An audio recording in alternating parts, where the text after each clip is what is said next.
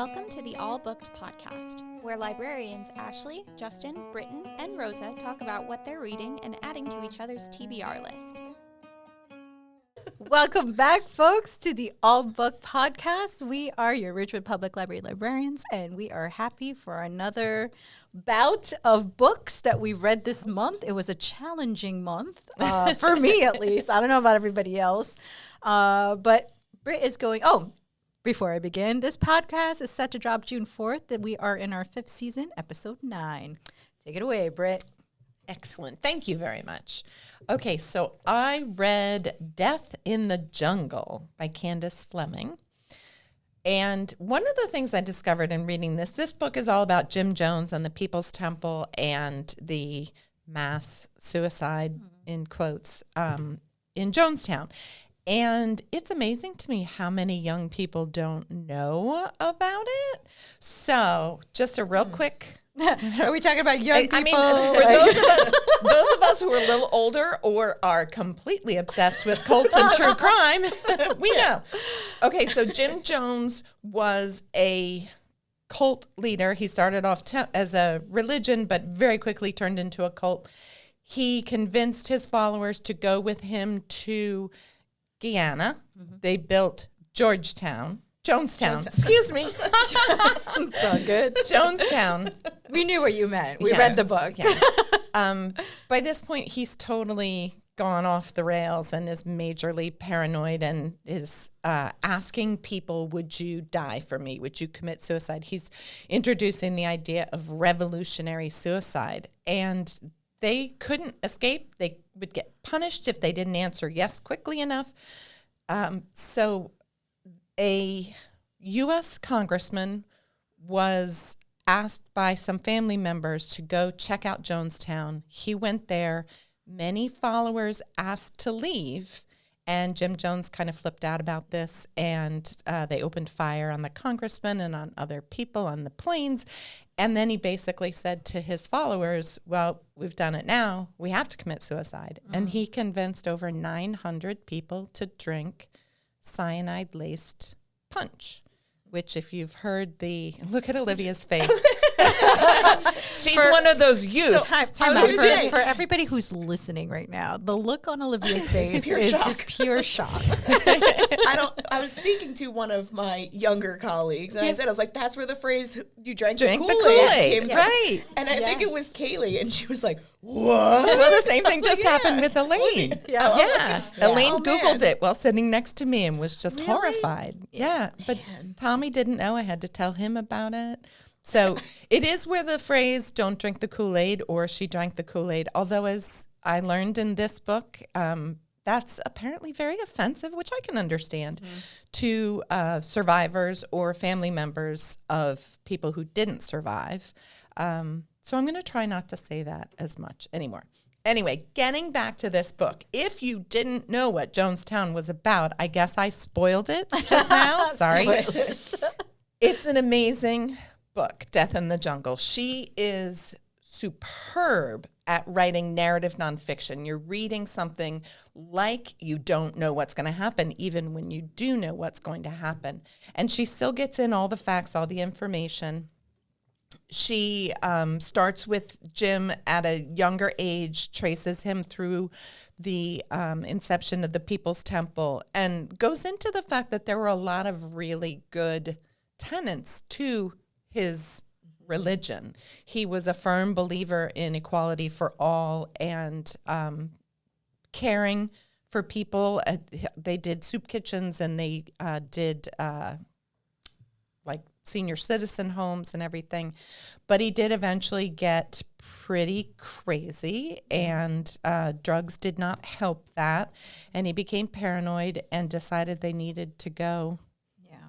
As I explained. She goes through all of that. But one of the things I thought she did really well, because Ashley and did you read Road to Jonestown? Yes. So the three of us have all read an adult version of this by Jeff Gwynne called The Road to Jonestown, which I thought was fabulous as well. It really did a good job. But what Fleming did, in addition to making it more accessible for younger readers, is she put a lot of effort into interviewing survivors.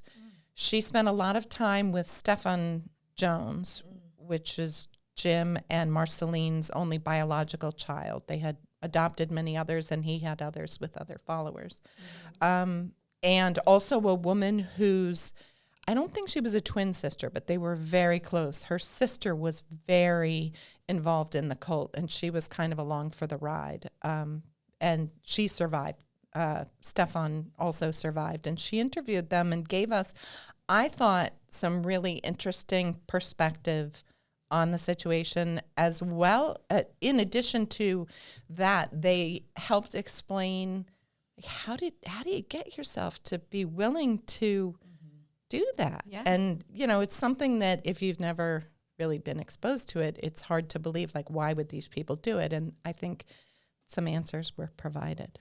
So I highly recommend this one, whether you know the story or not. I think it's a really good read.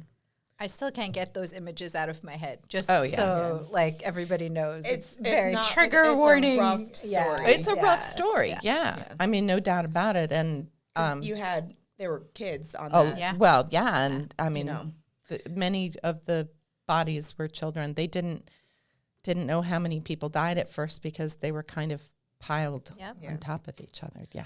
And not to promote another book club that we have here at the library, but if this is kind of up your alley, Yes. we do have Crafted Crimes that meets on the last Wednesday of the month. Yes. Insert flyer here. Yes. I have one for it. But we did do quite a bit, and that kind of talking about Jim Jones, you can't help but talk about all these other, Charles Manson and all Right. these other very charismatic characters that turn out to be monsters. Monster, totally. Yeah. So, like, what are the characteristics? It's a Right. very fascinating look into something Yes. truly devastating. Yes, and I think Fleming did a really good job at kind of taking you from Jim being a young child and some possible signs early on, and then developing him into a pastor, preacher, and then eventually a cult leader. Yeah. And a monster. It's wild. It is. Wild. Yeah. Hopefully you can lighten the mood for us now. Do you want to do it? I'll go. I guess I'll go Do and you try have to. a lighthearted one? I mean, it's We'll go I like mean, what- it's not light, but okay. It's I guess lighter than 913 bodies or whatever the final number Right. was. Well, I will take a step back to fantasy land where I like to live sometimes. So I picked up Breath of the Dragon, and it's a duology. So this is just the first book in a duo. And Shannon, that's what that means. Come on, Justin. Anyways, In case you were wondering. Hey, I'm talking about Georgetown over here, so don't. It's that kind of day. so I'm young, but I knew that one. so it is written by Shannon Lee, and she is the daughter of Bruce Lee and Fonda Lee. They kind of co-wrote it together. She is a popular YA author. I have yet to read any of her stuff, but after this, I think I will pick up one of her more known series just because I think she's an excellent writer. So let me get into this book. Let me set it up for you guys. It starts off in the prologue, and it's 10 years beginning from where we are in the rest of the series. There are two people that come and visit June and his brother Cy, like their family. And basically, in the world that they live in, they look for children who are breath marked. And what that is, it's a gift given by the dragon. And you are given like an incredible ability, and the signs that you show is you have scales, some part of your body. You just have like a dragon scale. And the two brothers, they're twins. Cy's the older by just a little bit. He's breath marked, while his younger brother, who is June, is not. However, June's their father, has been teaching them how to do martial arts. Don't laugh. You father. You father. So he kind of, it's kind of a forbidden art. You're not really supposed to teach violence of any sort in their world, only because it's not part of their principle. It's like kind of the only people that are allowed to practice martial arts are the people that are sworn to protect the world, like their world right now. And that's like a big no-no. So once they came and picked up the big brother, kind of all hell breaks loose because June is just like, I don't want my brother to leave. Like, let me go with him. Let me show you my moves. And he shows them that he knows it, and that's a big no-no. Not to spoil the book, it's literally the first 5 pages. So they get banished. So the father and June get banished to the west side, and the older brother and the mother go to east side to start his training. And you don't hear from them for a while, like In this book. I have no idea what's Duology. We don't know. Which makes the next book. Which means the next one. Maybe. We don't know. So now comes June. We are 16 years old, and we are ready to prove our worth. So his father and him have been just kind of on a traveling kind of like just getting work wherever they can. So they're in these like performances where they do like martial arts, but in a very like theater kind of way. And he's also training, and he wants to be the warrior and win the Guardians tournament. And like every 6 years or so, they basically pick a winner who's like the best fighter in all of the world, and basically becomes the protector of the scroll of the earth. Now, I got into like crazy into details because it is important. Like that is the whole point of the book, is that he basically wants to prove that he could be this important warrior, like he could be in charge of it. So he sneaks away. He tries to, he joins the group, and he's sneaking in, trying to get money. But then you realize, like, as he's traveling, the person that he's traveling with, there are 2 people.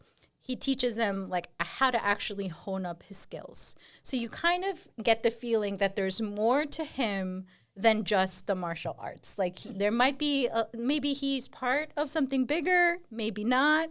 But without giving too much of the book away, it's a lot of martial arts. If you do not like martial arts, do not pick up this book.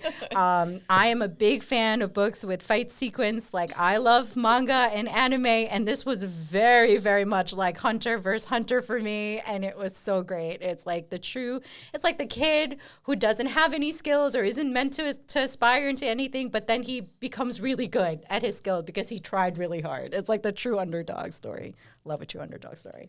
I did want more from the characters. Like, I wanted more like this. Like, there's no romance. Like, there's a little romance, but not that much. But I guess I wanted the characters to relate to each other more, or just have some more of like, I don't know, connection. Yeah. But again, I love the world building. It sets up the second one very, very well. And again, without giving too much away, obviously there's a whole other side that we don't know about, that at least I don't know anything about. But we will just have to wait till the second one drops. All right, so I went with something very different than what I would normally choose. It's Brian Selznick, I believe, first YA book. Yes. So Brian Selznick also wrote a lot of kids' books. They're those monstrous books that are on our shelves because they're mostly illustrations. But they're really good. But they're so good. Really It's the Invention of Hugo Cabret is one of them. Just the Marbles? Yes. The Marvels, So, Wonderstruck. Yeah, really beautiful books. His illustrations, I think, are really what sets him apart from a lot of other writers. And he didn't disappoint in this one either, because he included a lot of illustrations, which I would be lying if I said was not what drew me to the book. I was like, man, I'm 100 pages in. I just looked at pictures, but I'm 100 pages in. This book is beautiful. Truly, I felt like, having never been to Rome, I feel like I was there having read this book. The descriptions are incredible. The drawings are beautiful. You can see, and it sets up, it obviously starts with a map. Love a book with a map. But it's just so well done. His illustrations do such a great job of being sequentially telling a story. Truly setting I mean, a it's scene. like a graphic novel, but it's not a graphic novel. Exactly. There's illustrations, and then there's text. Right. It's really well done. And all of the things, this is telling the story of where we begin. So you do have to look and analyze all of the photos until you get to, and you'll notice a lot of famous sculptures and locations in Rome. But so that's how the book starts, and then it gets really into.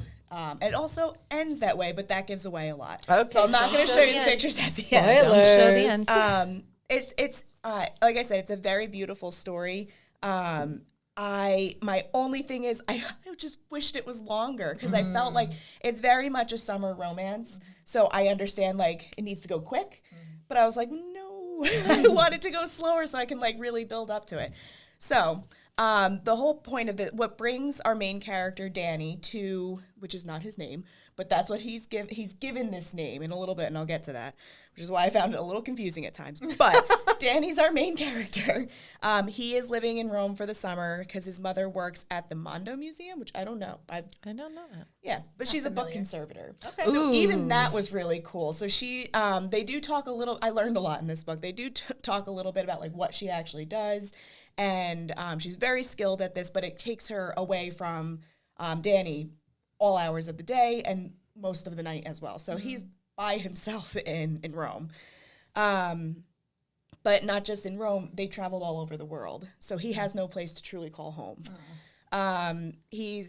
You can tell that he's like lonely. So he just is left to wander the streets and learn about Rome on his own until one day he hears a voice, and then he finds a hand-drawn map with attached to a sculpture that's addressed to him. So he takes the map down, looks at it, and he follows it, and it takes him to a sculpture with that basically leads him to our next main character, Angelo. Ooh. So Angelo is super unique. He is an Italian boy with very curly hair who claims he's 3,000 years old. So that's when I was like, is he real? Is this in his imagination? So I did struggle a little bit. I've also read a lot of other things where I'm not supposed to trust the narrator. Yeah. So it affects your reading. It really does. Yeah. So I was like, there's got to be something dark and disturbing in this story. Not the case. He's just eccentric. That's just you. It's just me. Angelo just tends to be eccentric, but Angelo is the one who christens Danny with Danny's name, which is like short for Dante. So they are, there's a lot of, well, I guess short for, but. So his name is Dante. I don't know what his name is. Oh, okay. That's never what mind. Angelo tells him. Oh, okay. So he's like, what are you going to call him? And he had, Danny had been to one of the churches and he called him Angelo just because of the angels on the ceiling. Okay. So that's where their names came from. So their names are unique to them. To them. Yes. Right. And that's actually, there comes a point where Angelo introduces the two of them as Danny and Angelo, and it's like such a big moment for Danny because like that's the first time that like I'm not me, I'm somebody else, and like that was really cool for him. So they are so Angelo's very eccentric, but he is very knowledgeable. So he kind of takes Danny on all the tour through the city, and attraction kind of moves towards affection, and they fall in love with each other, and it's so sweet and like truly. It's really beautifully told because a lot of it is interwoven with like Italian myth and just history and stuff like that, and Angelo's attempt at like drawing parallels between how he sees Danny and how these old folk tales relate to how he sees him. So it's really nicely done. So romantic. It's very, very romantic. So romantic. Oh my gosh. Ashley read a I romance. read a romance. Where are we right now? This is weird. And liked it. I enjoyed it a lot. Get that recorded. There's also the way the book is broken down. It's almost in journal entries. So it's marking like 28 days in Italy. It keeps going, counting down until there's no more time left with each other.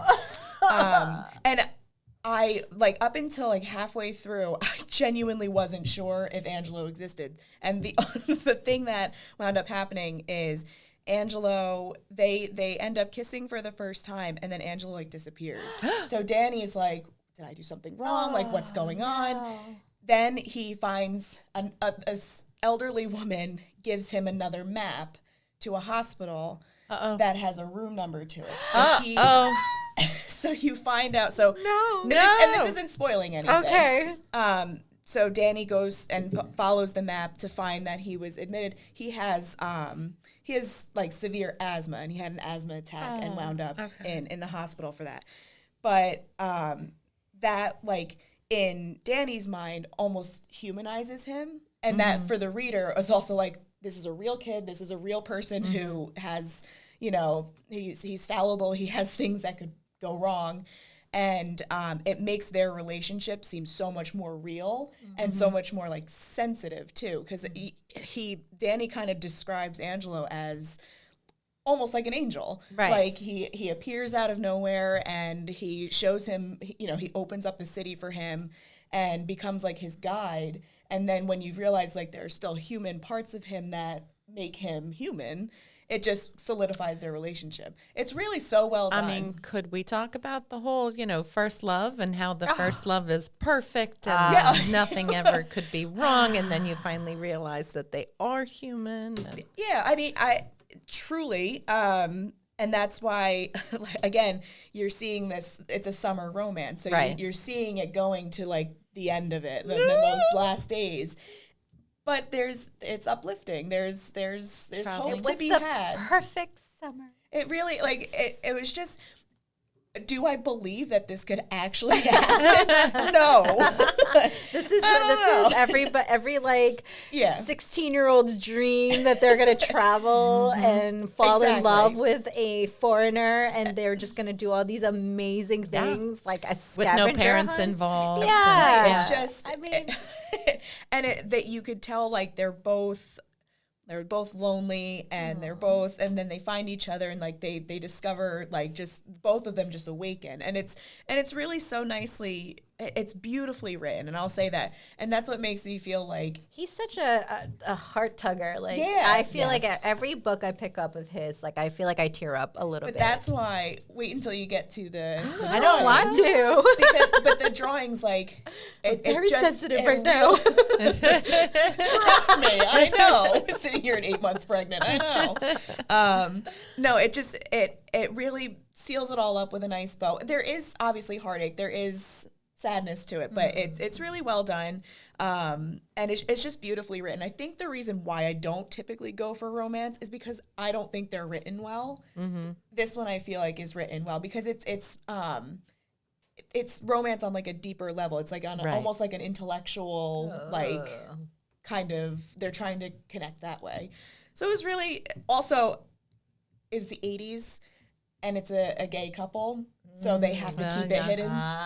So there's also this like forbidden love. You did not part say of, that. I know, I forgot. That is Even with the note. If I didn't look at my notes once. that's the sauce to the ingredients. So you have to keep that part in mind too. It is a forbidden love, so you have a little bit of a stay underground. I love that. Okay. So yeah, I definitely recommend it. I think it's a beautiful book.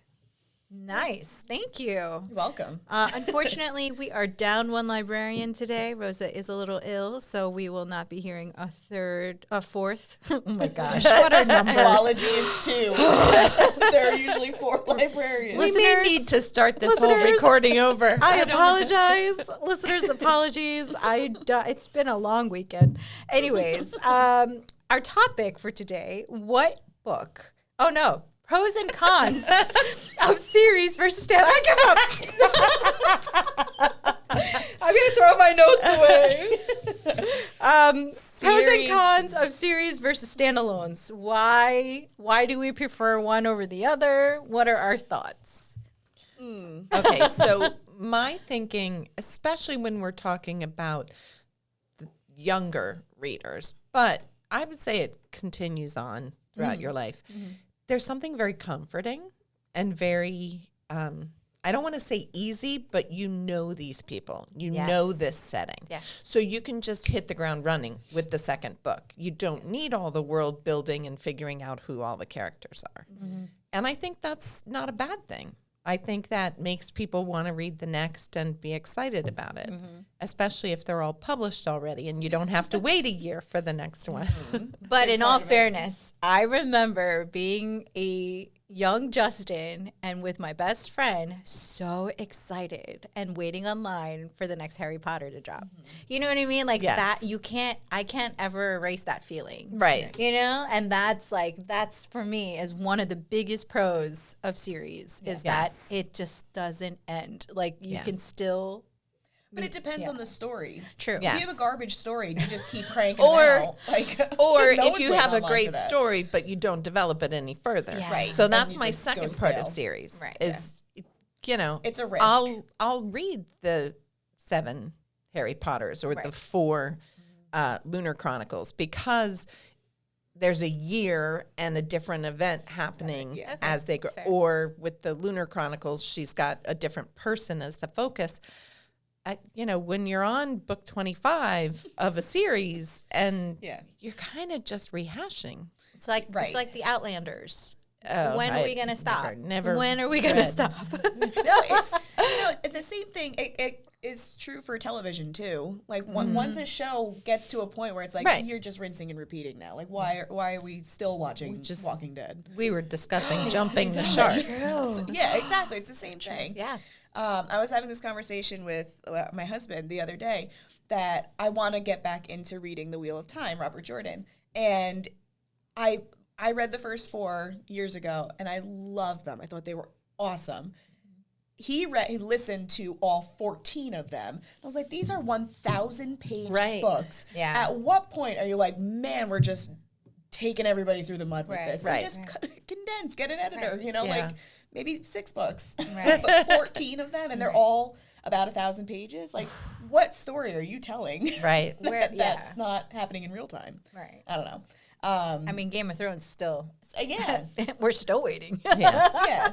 I think another thing is a series needs to eventually come to an end. I think Yes. it needs to have a resolution and it needs to come to an end. And not just pick up in a different name. Agreed. Definitely. Ah, okay. Not have the same author tell the same story in a new series that's just a different name. But it's the basically. same story. Yeah. That's true.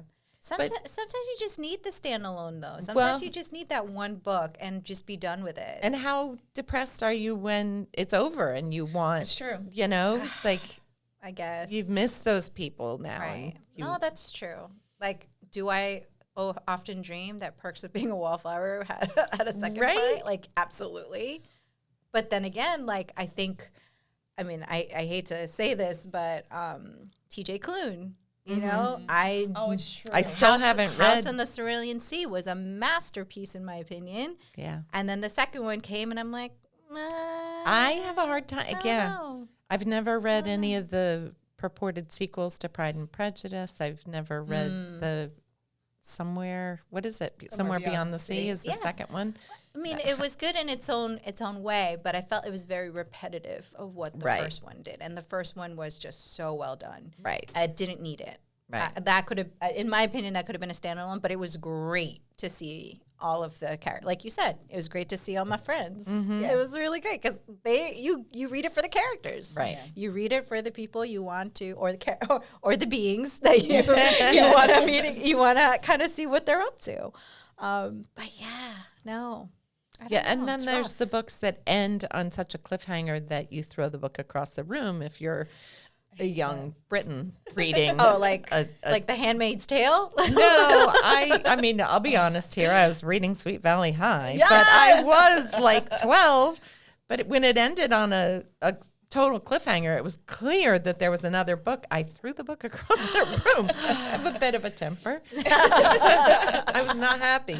Yeah, no, that's fair. And then you have some authors like Suzanne Collins who will finish the series, but then does like spin-offs and stuff Right. like that. So it gives you a taste of the world without. I love Continuing the the story. spin-offs. I love never the read Ballad of spin-offs. Songbirds and Snakes. I was afraid it was going to ruin it. I honestly, I mean, it's definitely more accessible. Like, I feel like it's a more enjoyable read because, yeah, like, you know what Pan Am is all about. Like, Yeah. you already know. So, like, Yeah. the horrors are, I don't know, maybe I'm just a little jaded. But Well, I love Sunrise on the Right. Reaping. So now I'm like, okay, I really do need to read Ballad of Songbirds and Snakes if we could get a copy. President Snow's backstory is just... There is a part of me, and I'm sure this is controversial, but there is a part of me that kind of feels like that's selling out. Really? Doing a spinoff and like... All right. Oh, I'd see now for me, selling out would be if Katniss and Peeta's kids, like we're going to follow their kids. Fair. Because that story totally... Yeah. But that's why I was afraid. That's why I was afraid to it's- read Ballad of Songbirds and Snakes. From an author's perspective, like in defense of authors, it's got to be really hard when you have like a true masterpiece that's so popular, like the pressure to put out something totally different but also a masterpiece. Yeah. Like I can understand why a lot of authors lean towards. I think the publishing industry is building that all world. over them for the next Well, it's one. a moneymaker, so they already know that this is a popular series. Like anything related to it is going to be huge. Which is why we're re-releasing everything in graphic novel now. That is so true. I know, it drives me nuts. Please just create original content for The original graphic content novels. graphic novels So are good. so There's good. so many amazing artists that And- just need a shot. Just please, just I give them a don't. shot. I don't want the Lemonade War in graphic No, novel. I don't. version. I Or don't need My it. Weird School. We don't need One it. Crazy Summer is another one. I love that book, but we Great don't It's need an amazing book. It's an Why award-winning is it a book, graphic and then Why is it a graphic? But why? Why? But why though? I don't know. I feel like there are benefits and downsides to both. You know, sometimes in a standalone, you wish that it was like Darkroom Etiquette. That was such a good book, but it began and ended, and that was it. Now I'm like, I find myself like, man, what else is she gonna write? Like waiting for something else, and it's just one and done. That's true. I don't know. Thinking about it now at all my favorite like rereads and like series and stuff. Like you guys know I'm a true Buffy fan. And then the new generation, which is about their kids, I'm in. Like I loved it. Like, you know, I'm in the lore. I'm fully in. so It's if rough. it's done well. Yeah, I guess it's If Kandara it's done Blake. well. Then you have Game of Thrones, and then they did the Oh yeah. whatever it is, the dragon. Yeah, no, whatever. it wasn't worth it. It wasn't worth it. wasn't I'm like, worth what it. is it called? Why can't I think of it? I see the cover. House of Dragons. Thank Thank you. you. Thank you, Olivia. Didn't do as well. Like there was no hype to it. Because like the book was really like this much of the show. Yeah, Like well- it was nothing. Just finish Listen, the series, It's the please. same Hollywood that can take a 200-page children's book and make it into 3 movies. Thank you, The Hobbit. Oh my gosh. Why? Why? I don't know. But I still will watch it. I don't care. I know. At least the first one's good.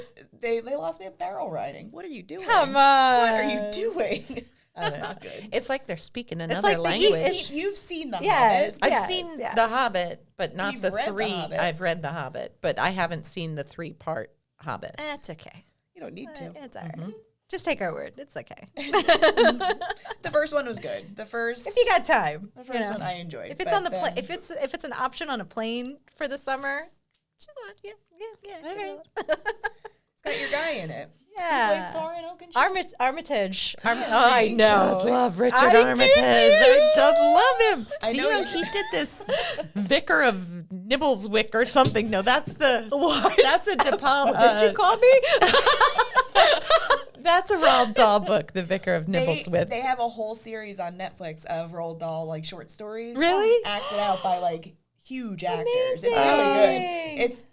It's a trip. It's weird. It's so Well, it's good. Roald Dahl. Yeah. That happened before too. Like remember we had Tall Tales by and like Shelley Duvall's playing, Yes. you know. Oh and- my I God, vaguely yeah, remember we that. had the DVDs for a while. Wow. Yeah. Shelley Duvall. Wow.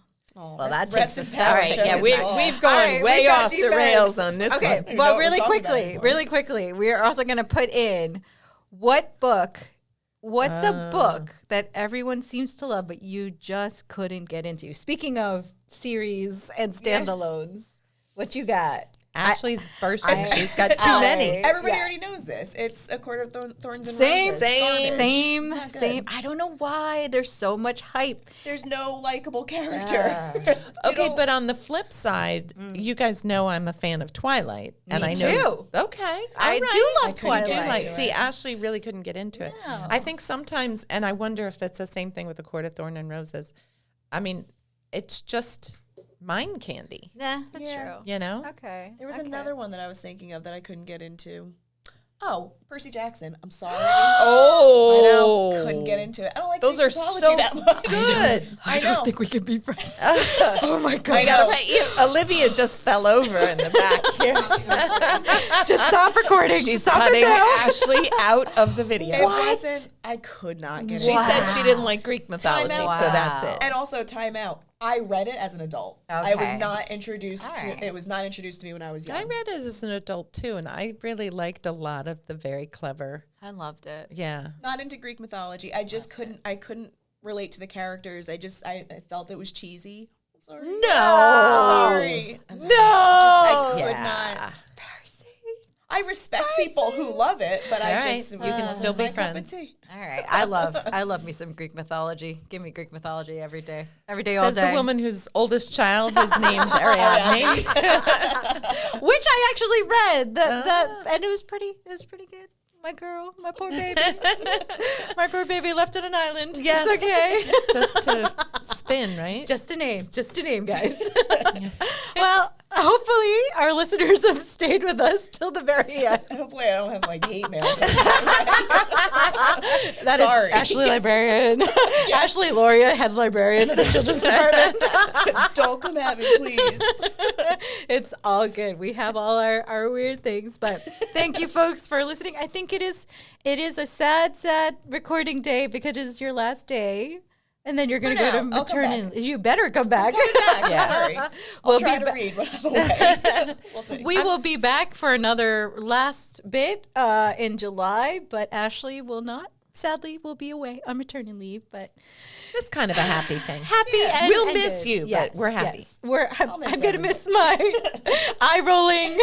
I'm going to miss a lot of the banter, but it'll Maybe be. we could take a picture of her rolling her eyes. Can we and just have put a it right there? printout? We just have a Googly eyes on printout. a picture of it. Shake it. Like one of those bobbleheads. So just like Done. sit on the chair. Thank you, Olivia. Wow. Olivia, you're making We've reduced librarians. Ashley to googly eyes.